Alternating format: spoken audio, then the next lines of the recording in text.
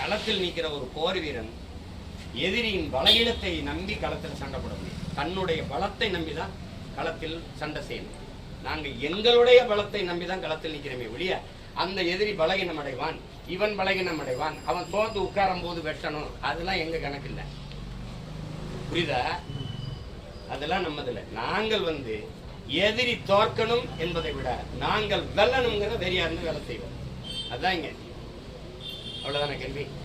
எழுதிக்கல இல்ல வேற ஏதாவது இருக்கா? அண்ணா, இந்த கூலி படத்து நமக்கு துரோகி யாரு எதிரி யாருன்னு தெரியும்.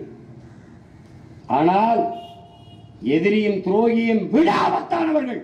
அந்த துரோகியும் எதிரியும் தற்காத்து நிற்கிறான் பாரா, நம் இனம் சார்ந்தவன், அவன் தாண்டா பேராபத்தானவன். குறுக்க குறுக்க ஓடுறான்டா, வெட்ட ஓடும்போது குறுக்க வந்துடுறான்டா. ஆத்தாடி சின்னத்தாமையன்ல, ஆத்தாடி பெரியம்மா மகன்ல, ஆத்தாடி சித்தப்பாவில், இதிலே தாண்டா நம்ம இனிமே அந்த பாவம் பார்க்க கூடாதா, ஏறி அடிச்சிருங்க. கொண்ட கொள்கைக்கு லட்சியத்துக்கு எதிராக பெத்த தாய் தந்தரே வந்தாலும் நமக்கு எதிரிதான். இங்கே போர் லட்சிய கூட்டத்திற்கும் ரசிகர் கூட்டத்திற்கும் இடையே போர் சண்டை.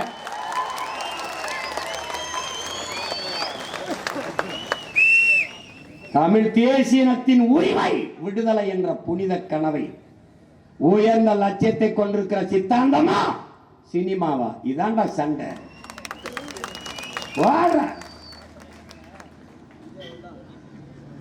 சாதாரண அரசியலோட நம்ம எடுத்து வைக்கிற அரசியலை இந்த நாட்டில் எவனாவது எதிர்கொண்டு அப்புறம் சும்மா என்ன சொல்லிட்டே இருக்க, நீயே பயந்துருவா, என்னையா இந்த வருத்து வராப்ல அப்படின்னு கொள்ள வெறியில் இருக்கேன் நான்.